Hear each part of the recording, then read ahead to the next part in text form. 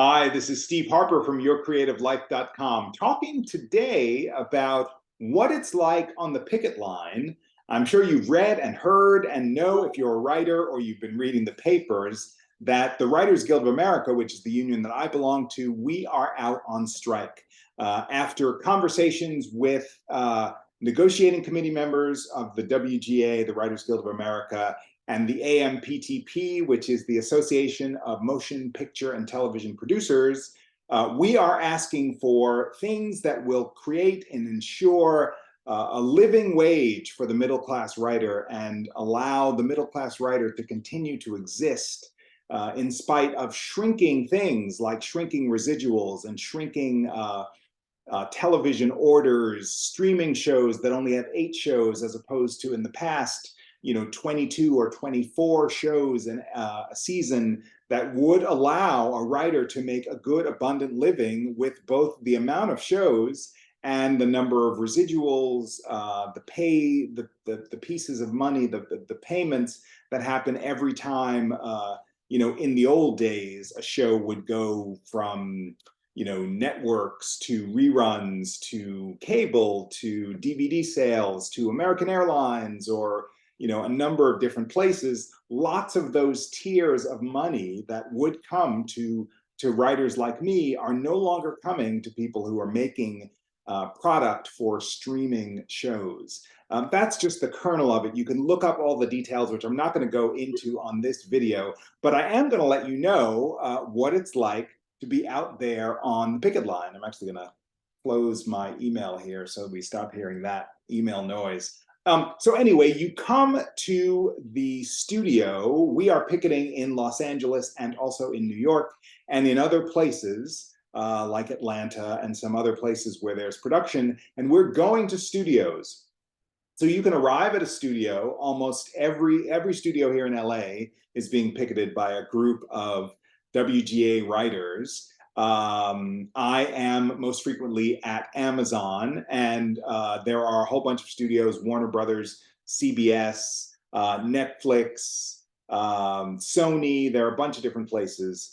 And you go there and you sign in. There's always a table where you can sign in, where there are WGA members and people who work for the WGA who sign people in. For us in the WGA who have a membership card, the membership card gets swiped so people know when we're there.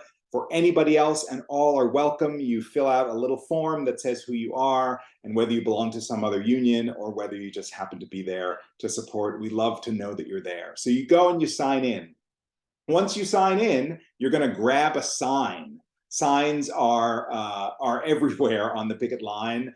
There's a bunch of them already filled out with slogans, some of them, or perhaps you can find a blank sign and put in your own slogan, and you hold that sign up. There's a stick and the big sign that's stapled to both sides of this stick, and then you can go and walk. Now, before you go and walk, though, there are other things you can do. You can grab a shirt if they have them still. This is one of the shirts that I wear. It says "We Stand with the WGA," and it says the WGA on the back. This is from a previous campaign, not the 2023 campaign. But then there's also this shirt, which is the new modern shirt that I wear some of the time. I switch out with this shirt, and I also happen to pick up a shirt, a SAG-AFTRA shirt, since I'm also in that union, that I wear sometimes as well. You can also get stuff like these hats. Most of this stuff, all of this stuff is free, but of course, there are so many people out there who are picketing that you might get to a location late in the day where they don't have shirts or hats. But if you get there and you are a union member, ask for a shirt or a hat, or bring a shirt or a hat, or if you're SAG-AFTRA and SAG-AFTRA is out there, ask the SAG-AFTRA rep, or show up with your own shirts that you can buy online or in other places that speak of union power. I also have this WGA captain's hat, since I'm also a captain, which means I'm a liaison between the union and a group of writers. And I'm also one of the people who can be a point person at the studio where I am most days of the week. So grab a sign, grab a shirt, grab a hat or a button. There are buttons as well. That's my captain's button. There's a WGA here, Writer on Strike button. And there are other buttons out there that you can find or get or buy. And then you walk, you chant, you cheer, you make noise.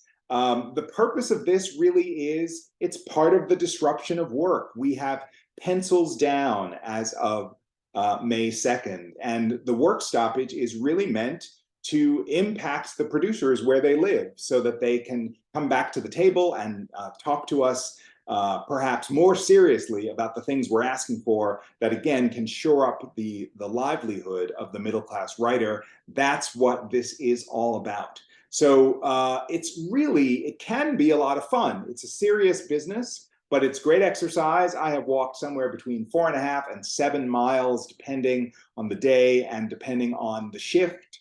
Also depending on whether, as a captain, sometimes I'm directing traffic and doing things like that, making sure nobody gets hit by a car.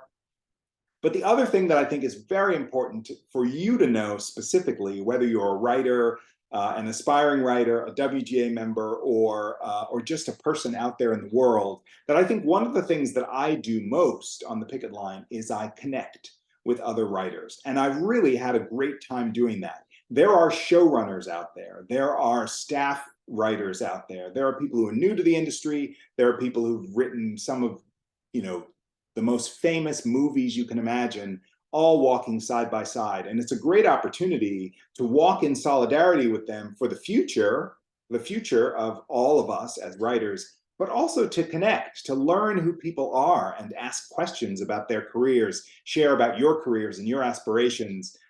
It's a great space in some ways for networking, although that's not the point of it, but certainly you can meet all sorts of people in the industry. And it's a really great way to pass the time as you do this protest and make ourselves heard out in front of these producers. So come out, make a statement. We are also occasionally shutting down productions because there are moments where the Teamsters won't cross our picket lines. And so you can read all about that, where certain shows have been disrupted either for the day or for the entire rest of the run of the show until the strike stops. And that certainly also speaks to the producers and hopefully will, get them back to the table to speak to us about some of the changes that we want. And remember, all are welcome. So we appreciate your support out there. Come join us and walk. There are people who are donating food, who are donating water, who are donating treats, who are showing up and playing music. There are all kinds of things that happen. And there are theme days as well.